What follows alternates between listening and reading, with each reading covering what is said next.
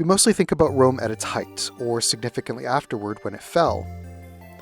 We may think about the imperial Rome of Augustus, or we may think of the fractious, violent Rome of Julius Caesar.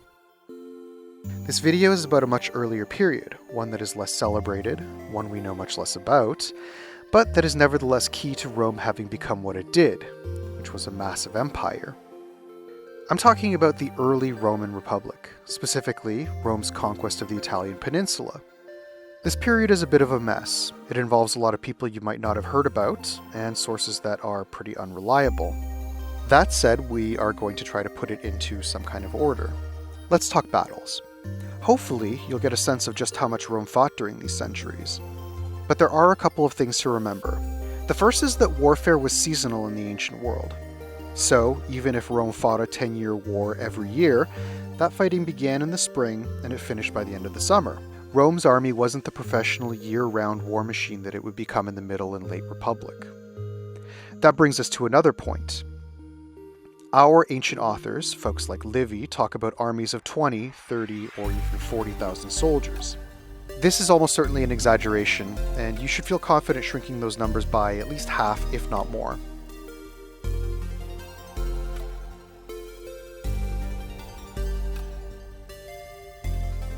The Roman Republic's earliest major conflicts were with Etruscan cities on the peninsula, nearby cities like Veii, but also cities that were a bit further off, like Volsini and Tarquini. Etruscan city-states, which were commercial powerhouses but never really unified, were worthy foes for Rome. Rome seems to have waged war against a series of Etruscan cities from the 5th to 4th century BC.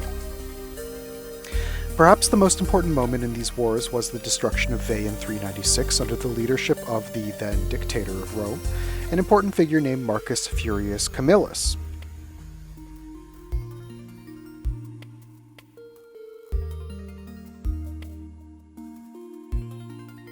But Rome wasn't solely warring against Etruscans during this period of time. While at war with the Etruscan city of Veii, Rome also battled the Aequi, a tribe living in the mountains east of Rome. We know very little about them, not even their language.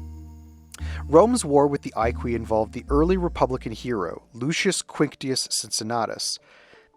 That is, the guy that Cincinnati, Ohio is named after. Cincinnatus was made dictator of Rome, as Furius was. That is, he was granted emergency powers in the war against the Aequi. His claim to fame is that, having defeated the Aequi, he gave up his dictatorial powers without a fight. He returned to private life to work on his farm. Interestingly, the first US president, George Washington, has often been likened to Cincinnatus. After leading continental armies in the Revolutionary War and serving for president for 8 years, Washington returned to his farm as well.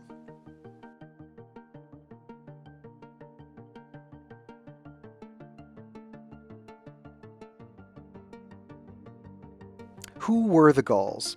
The Gauls were a Celtic people living to the north and northwest of Italy. They were one of many northern peoples whom Romans identified as barbarians. In general, they viewed them as brutal or quote-unquote less Roman, though later, many hundreds of years after the time we're talking about here, Gauls would actually take up prominent positions in Rome as senators and eventually as emperors. In 387 BC, an army of Gauls, led by a man named Brennus, swept southward over the Alps. First they defeated the Etruscans, then they defeated the Romans. The Gauls besieged and sacked Rome itself, holding on to it for 8 months. The Gallic sack of Rome left a long and traumatic memory for the Romans. It was the first time that Rome had ever fallen to an enemy, and would be the last until about 800 years later.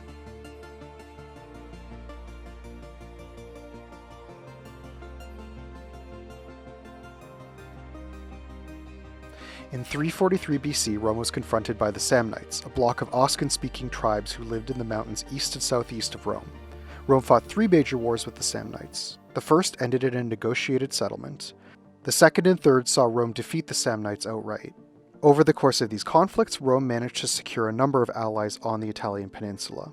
The Campanians and the Lucanians, whom Rome defended against the Samnites, and finally, having defeated them, the Samnites themselves.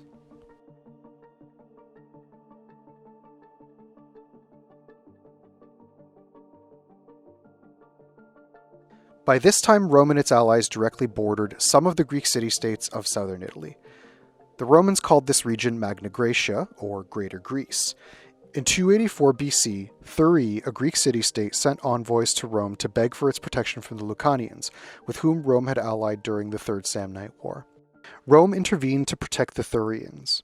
However, another major Greek city, Tarentum, intervened in the conflict as well, against Rome. So for this reason, now Rome was at war with Tarentum.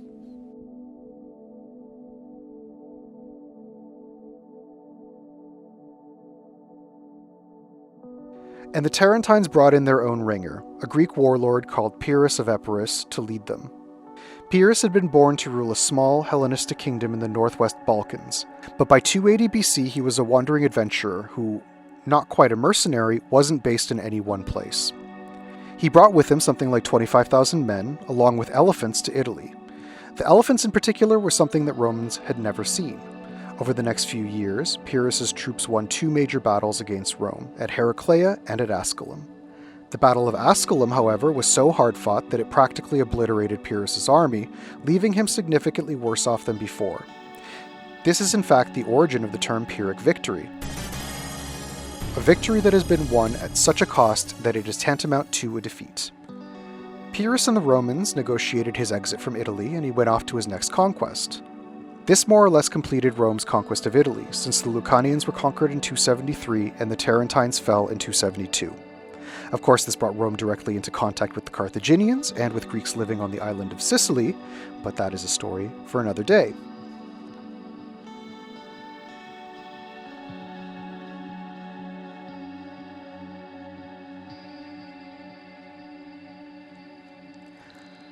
So what sense can we make of these endless wars? Well, there are a couple of themes to pick up on that actually tell us something about the general arc of Rome's empire, both in the period we've covered and also in the centuries afterward. The first is the question of motive. What did the Romans want? Were they just uniquely greedy? That is what certain Roman critics might have said. That isn't entirely true. The Romans themselves credited their empire to their generosity, claiming that they upheld their word to allies and acted in the best interests of everyone. And to be fair, many of the wars of the 5th, 4th, and 3rd centuries occur because Rome comes to the aid of sworn allies. But often, those allies were strategically chosen, and Rome accepts their alliance knowing that it would lead to war with other regional powers. Roman scholars have argued that there are really several interlocking explanations.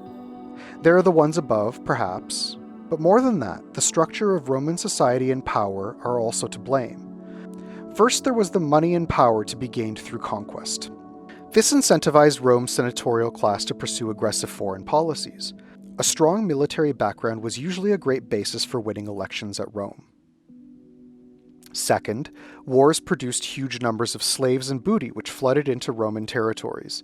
This not only created the basis for a mass slave society, but created conditions under which small farms, maintained by citizens, were replaced by larger agricultural complexes called latifundia. And as citizen farmers were away from their families on campaign, their small farms fell deeper and deeper into debt, being bought up by the rich. All of this comes a bit later, but arguably many of these dynamics will have begun in a less intense form from the start. Third, Rome had a particularly flexible approach not only to empire, but to citizenship as well. Many of the early people conquered by the Romans achieved full citizenship quite quickly. By 264, after the Third Samnite War, the Campanians were allowed to participate fully in the res publica, and by 175 BC, even some Etruscan cities were given voting citizenship, which allowed them to participate fully. Other states were incorporated as citizens without suffrage, meaning they could not vote, but they enjoyed certain legal privileges. This policy continued centuries later, with Greeks and even Gauls eventually attaining full citizenship, and even eventually becoming emperors once the Roman Republic had fallen.